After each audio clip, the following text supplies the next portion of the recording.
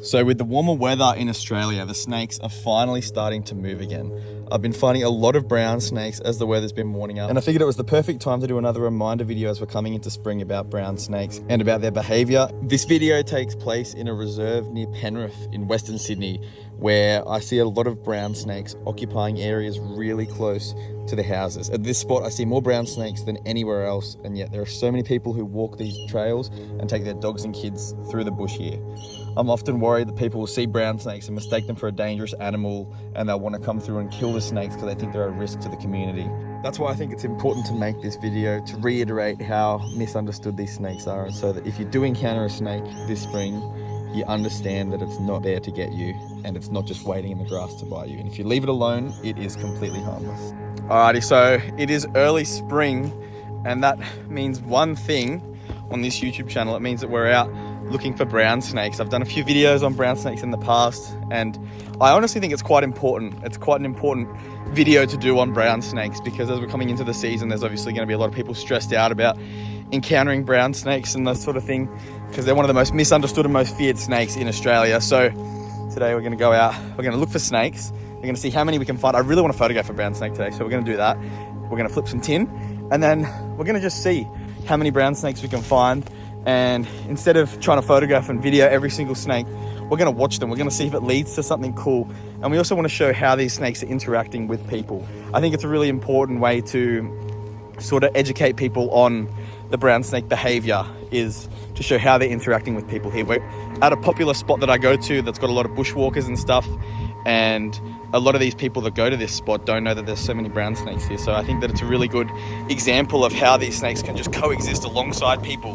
One of the world's most venomous snakes can just coexist right next to people, and there's no issues at all. But if people knew there were this many brown snakes here, they'd probably be spinning all these lies and saying that brown snakes are here, they're dangerous, they're waiting in the grass to get you. But hopefully today we'll be able to turn up a few and prove that that's really not the case. It's warm, it's sunny, but it's not too hot. So it's pretty much perfect weather for basking snakes. We'll go check some tin before it gets too warm.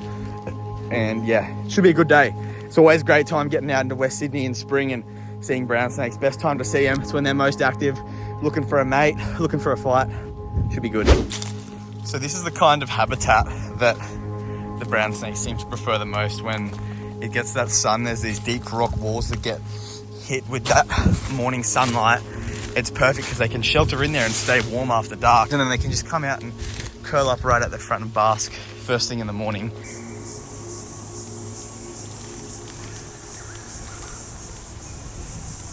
So this is the other reptile that's really common in suburbia, where you get brown snakes and stuff, the eastern blue tongue, another iconic species. They thrive in suburban backyards and in these parks in the city. I actually tend to find more of these guys in these parks and in suburbia than out in the proper bush, but really common lizard, and he'd be fine out here with these brown snakes. You can see those big armored scales that he's got. They'll help protect him from any brown snake bites. Small fangs of brown snakes won't even be able to pierce the scales with the blue tongues.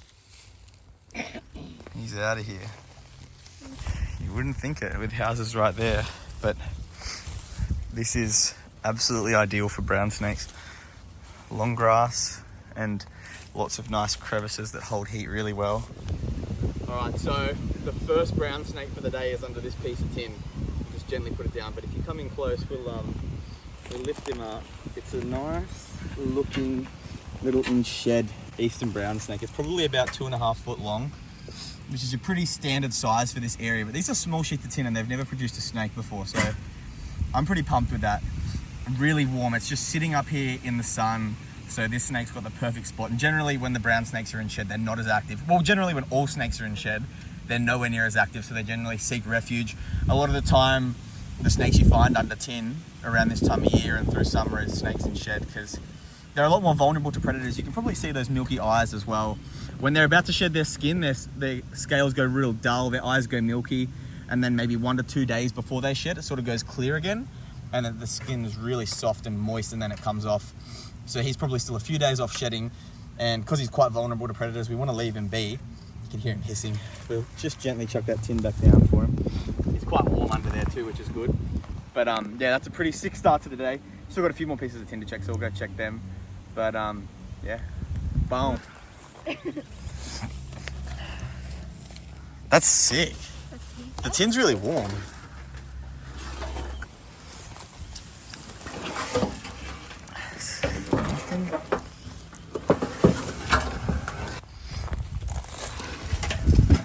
Oh yeah, there's one there. Sick. Oh wow. 2 brown snakes. All right, so we've got our first eastern brown for the day. Really close to the houses. Yeah, this is a beautiful little eastern brown. Really typical size for this area, around 3 foot. They tend to not get very big in this area. Sort of confined to these small parklands so they don't get too big. Really timid snakes. This is the first time that he's sat still. As soon as this guy goes back under the tin, we're just gonna watch all of the brown snakes we can find today. We wanna see some cool observations. We wanna see if we can find combating males or something cool. We're gonna just find where the snakes are basking and we're gonna follow them and see, and hopefully it'll lead to something interesting. But yeah, really nice snake, quite dark with a sort of lighter tan brown coloured head. They're just predominantly feeding on small rodents, frogs and lizards out in these parks. And that's why they tend to not get very big. There's not that many huge rats and other large mammals as well. The food here is quite small. I think the biggest in this park that I've seen is about 4 foot. They can get upwards of 2 meters long, which it's rare, but it does happen. I don't know if I've heard of any 2 meter long brown snakes out in the parklands out in Western Sydney. It's usually sort of deeper in the bush where you tend to get them, but you can also see that he's very relaxed. You know, I'm not doing anything erratic. I'm not making any stressful, erratic movements that are going to scare this snake. And I'm quite close to him. I'm obviously out of his striking range, but I'm closer than most people would want to get. I've done plenty of videos on brown snakes in the past, but I think that coming into spring, it's really important to reiterate how misunderstood they are and how inoffensive they are. These snakes are harmless if you leave them alone, like any animal, and they're really not something to be afraid of. I think that this sunny weather is going to have a few out, and I would be very surprised if there's anyone that's walking these trails that will actually see one. You really have to be out looking for them. But yeah, we're going to let this really nice little snake go because the sun's at the perfect height now. I think it's going to be good for basking snakes, and we're going to keep moving. But what a cool little snake.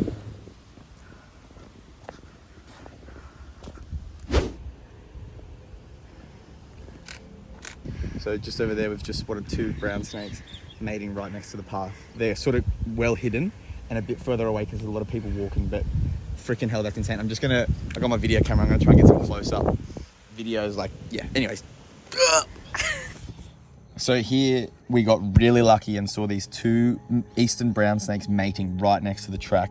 This is one of the busiest tracks. It's not where I expected to see them mating at all, but yeah, we were very surprised by this, and this find is actually a perfect fit for the video because there's a common rumor about brown snakes being more aggressive when they're breeding and males being more territorial when there's a female nearby in the breeding season and blah, blah, blah. If that were the case, then they would have been really defensive towards us, but afterwards the female disappeared completely and the male just sat in the grass tussock and looked at us for a while, thinking he was camouflaged before he disappeared. So this just proves that brown snakes really are not aggressive at all in breeding season. And this was a really, really sick find that I was very surprised by.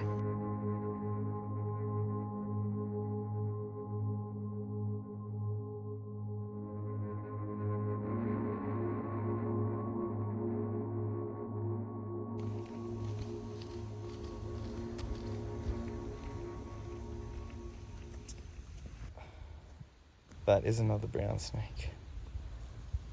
Oh my gosh. The sun has got the snakes moving today. A few days later, I found this beautiful juvenile eastern brown snake, and this is worthy of throwing in the video as well because people that don't watch the videos often won't know that this is what juvenile brown snakes actually look like. In Sydney, these brown snakes are often almost fully banded when they're juveniles. They often look similar to tiger snakes.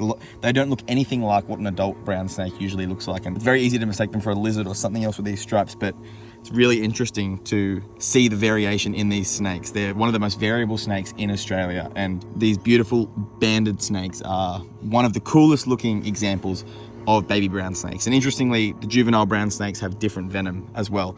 When they're younger, it's more specialized in targeting lizards because that's mainly what they're eating. They're mainly eating small skinks and stuff. That venom is more targeted for those lizards, and then as they get bigger, the venom shifts to be more targeted towards rodents and mammalian prey, which is very interesting. So hopefully from this video, you can see that brown snakes really are not worthy of the reputation that they have. And also you got really lucky because we found mating brown snakes, which is only the second time I've ever seen it. So that was very exciting. Expect heaps more snake hunting videos now because we've got a lot of warm weather and I'm definitely going to be making the most of it. Thanks for watching.